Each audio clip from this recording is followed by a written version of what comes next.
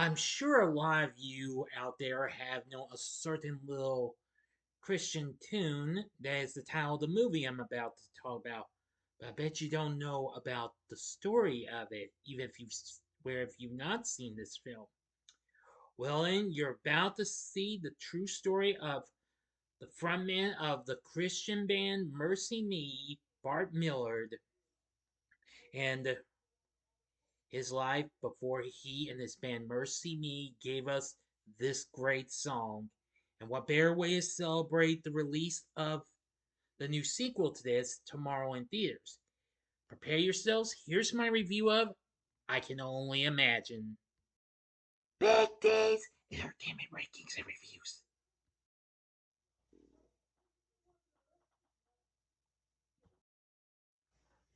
So, greetings to my fellow YouTubers and welcome to Big D's Entertainment Rankings and Reviews.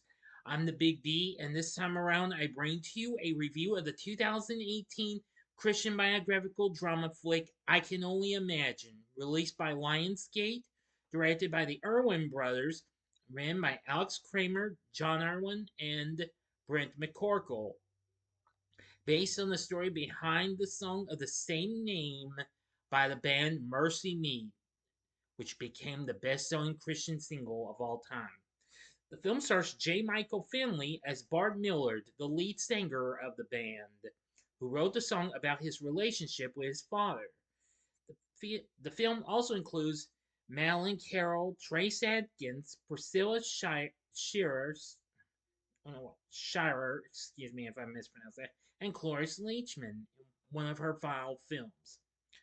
The film was released on March 16th, 2018, and did pretty decent enough. Mm-hmm. Well, let's get into the story. 10-year-old Bart Millard lives with his mother, Adele, and abusive father, Arthur, in Texas. One day, Bart's mother drops him off at a Christian camp where Bart meets Shannon. Upon his return from camp, Bart finds that his mother has left and movers are removing her belongings. Bart angrily confronts his dad, who denies that his abusiveness was the reason she left. Sorry. Years later in high school, Bart and Shannon are dating. Bart plays football to please Arthur, but is injured, breaking both ankles and ending his career. The only elective with openings is music class, so he reluctantly signs up. Initially, Bart is assigned to be a sound technician, but after overhearing him singing, the director cast him in the lead role in the school production of Oklahoma. Bart overcomes his reluctance and gives an impressive performance, but does not tell Arthur, who finds out the night of the show when he happens to see a flyer for the show in a diner. Arthur suddenly collapses in pain and finds out he has cancer, which he hides from Bart. The following morning, Bart antagonizes his dad, who smashes a plate over his head. At church, Shannon sees the blood and presses Bart to open up, but he responds by breaking up with her and leaves town to seek his fortune in the city. Bart joins a band in need of a singer and convinces Christian music producer Scott Brickle to manage the band and secure a showcase in Nashville. Bart surprises Shannon and invites her to tour with the band, and is confused when Shannon flatly refuses. In Nashville, Brickle introduces Bart to established artists Amy Grant and Michael W. Smith, but is unable to convince record executives to sign the band, who does not believe the band, now performing as MercyMe, is good enough. Devastated, Bart quits the band, but Brickle thinks that Bart needs to resolve issues in his personal life. So Bart reconciles with the band and asks them to wait for him, and leaves to return home. Now then, I'm going to go to the final act and ending, so you must stop this video at once, go to the description box below, fast forward to the time below as I count down. Now, if you've seen this movie already, please continue. Okay, you've been warned. Bart returns home late at night and is confused to find that Arthur has prepared breakfast for him the next morning. Arthur claims to have become a Christian, but Bart is skeptical and refuses to forgive him, and leaves. In anger and despair, Arthur smashes his old Jeep, which he had asked Bart to help him restore. Bart attempts to drive away in Arthur's pickup, but discovers the terminal cancer diagnosis and returns to Arthur. Bart forgives his father, and the two form a deep bond, but Arthur soon dies of his illness. After Arthur's funeral, Bart rejoins the band and writes I Can Only Imagine, and also calls Shannon and apologizes to her for the first time since their breakup.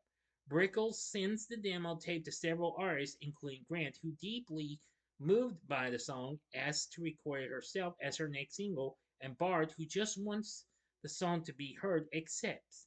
On stage, Grant begins the song, but can't bring herself to sing it, and calls Bart on stage from the audience to sing it himself.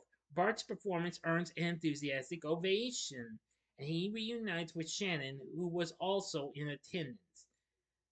The band releases the song as their first single, achieving success on both Christian and mainstream radio. End of story.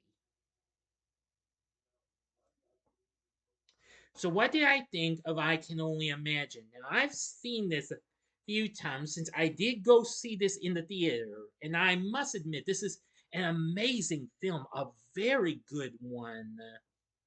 I think it's just so incredible, and that it provides a great story to a great song. Now, I've heard I Can Only Imagine several times, and what can I say? It is one of the most amazing Christian songs I have ever come to love to this day. I mean, I haven't listened to much of that music, but deep down, I still show respect for it. And this is a Christian song. I do have a ton of respect for it because of what it has to offer. The film became a big hit for Lionsgate as it was done through their Roadside Attractions label, and it went on to become the sixth highest grossing Christian film of all time and the fifth highest grossing music biopic. The film went on to make $86 million worldwide on its $7 million budget. And later went on to win the Dove Award for Inspirational Film of the Year. It also became the highest grossing independent film of the year of 2018. So, anyway, it eventually did very well. When it opened, it did exceptionally really good. Where it made 17 million, though losing to Black Panther and Tomb Raider, but it still did well, becoming the fourth best ever opening for a faith-based film behind The Passion of the Christ, Son of God, and Heaven is for Real. It still did very well. It even got translated and distributed in several countries, even in China, according to John Irwin, who was the co-director. The film got a decent response. The film sits low at 69% on Rotten Tomatoes, where they say the film's message will have the most impact among Christian audiences, but overall its performances and storytelling represent a noble evolution in faith-based cinema. I couldn't agree more, but Metacritic has a mere 30 on a score. But audiences polled by CinemaScore gave it the rare average grade of an A+. And that I absolutely did appreciate.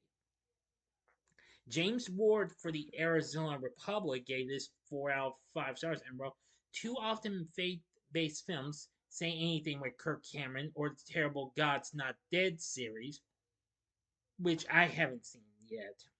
I've been hearing some good things about those God's Not Dead films.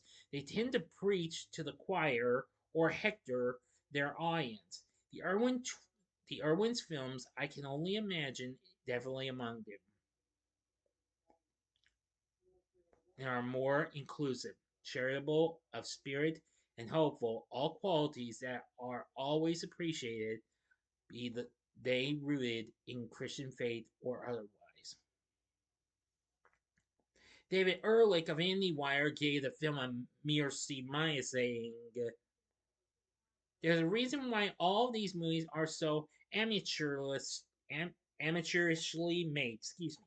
Why they all end with links to religious websites. Why they all look like they were shot on an iPhone by a Walmart brand Janusz Kaminski who lit each interior like the white light of heaven was streaming through every window. Art can be affirmation, but affirmation cannot be art. Now, don't mind that one, but I disagree. I think this was very good. But however, faith-based reviewers mostly gave the film good reviews.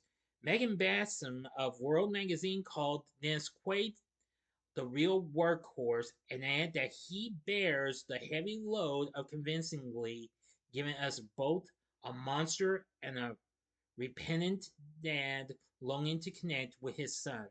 Quaid impresses on both counts. Michael Faust of the Southern Baptist Texan gave this 5 out of 5 stars and wrote, the screenplay is gripping, the soundtrack is perfect, and the performances by Quaid and Finley had me squirming, laughing, and crying.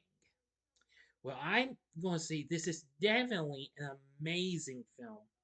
Now, it won more than just a Dove Award. It also went to win Best Christian Movie Audience's Choice at the Plugged In Movie Awards, the Epiphany Prize for Most Inspiring Movie at the 27th Annual Movie Guide Awards, and the Film Impact Award at the K-Love Fan Awards.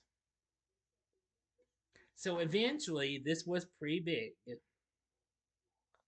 Anyway, now since this is going to mark 8 years since the film came out, but since this year actually marks the 25th anniversary of the song, if I'm not mistaken, as a matter of fact. Well, yeah, I'm really checking it out. Yes, this year actually marks the 25th anniversary of the song's release. We are getting a sequel to the film,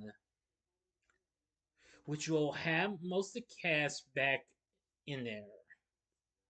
So this is going to be pretty good and what have you. And this will be a collab between Lionsgate and the Kingdom Story Company, who had recently done numerous other Christian films these last few years. But I must admit that I really appreciated I Can Only Imagine. It was just so incredible. The story, the setting, atmosphere, and its cast and characters are absolutely really good. Brent McCorkle's score was actually pretty good, who, of course, was also the editor of the film. Well, a co editor, anyway. For the cast, we have J. Michael Finley playing the role of Bart Millard. I've got to admit, he's very, very good. I loved his performance. Madeline Carroll played Shannon Street, Bart's girlfriend, who was absolutely good. Country music singer Trace Adkins played Scott Brickle. I absolutely liked him. It was really cool to see him in this. Priscilla C. Shirer, if I pronounce that right, played Bart's teacher, Mrs. Fincher.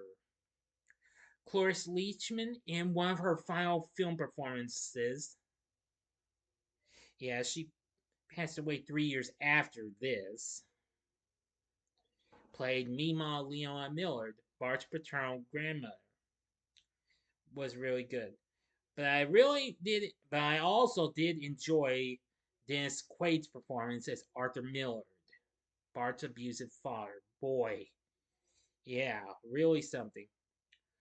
And of course, you almost think you're seeing them, but it's really actors. Nicole DePort played Amy Grant, and Jake B. Miller played Michael W. Smith, both of whom's names I am familiar with. Those are a couple other pretty good names. I'm mostly more familiar with Amy Grant, though.